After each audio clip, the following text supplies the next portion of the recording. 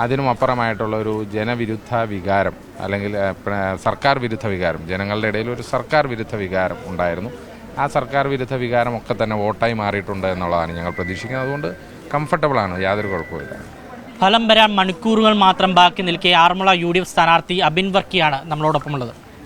മണിക്കൂറുകൾ മാത്രമേ ഉള്ളൂ ബാക്കി, എന്താണ് പറയുന്നത്? തീർത്തും അന്ന് എന്താണോ പറഞ്ഞത് അത് തന്നെയാണ് ഇന്നും പറയുന്നത്. ഉറച്ച ആത്മവിശ്വാസത്തിലാണ്, വളരെ കംഫർട്ടബിൾ എന്നല്ല, അൾട്രാ കംഫർട്ടബിളായി തന്നെ ഇവിടെ ആറന്മുളയിൽ UDF വിജയിച്ചു വരും എന്ന ഉറച്ച ആത്മവിശ്വാസത്തിലാണ്.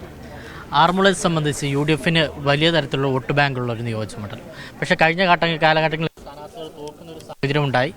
പല പാലം വലി ഉൾപ്പെടെ നടന്നിട്ടുണ്ട്. ഈ പ്രാവശ്യം അങ്ങനെ വല്ലതും ഉണ്ടായിരുന്നു?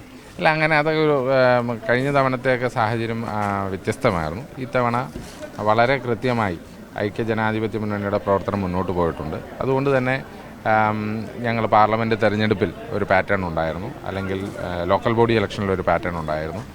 അതിനുമപ്പുറമായിട്ടുള്ള ഒരു ജനവിരുദ്ധ വികാരം അല്ലെങ്കിൽ സർക്കാർ വിരുദ്ധ വികാരം, ജനങ്ങളുടെ ഇടയിൽ ഒരു സർക്കാർ വിരുദ്ധ വികാരം ഉണ്ടായിരുന്നു.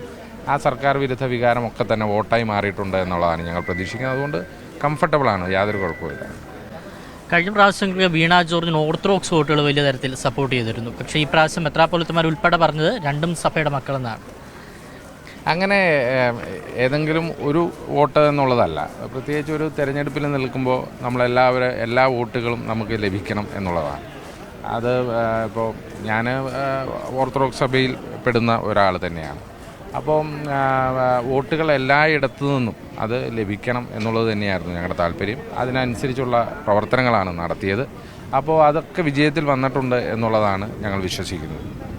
ഏതായാലും വലിയ വിജയപ്രതീക്ഷ തന്നെയാണ് അബിൻ പങ്കുവെക്കുന്നത്. ക്യാമറമാൻ അമൽ ജോണിനോടൊപ്പം വിഷ്ണു പുതുശ്ശേരി, മീഡിയ 1 പത്തനംതിട്ട.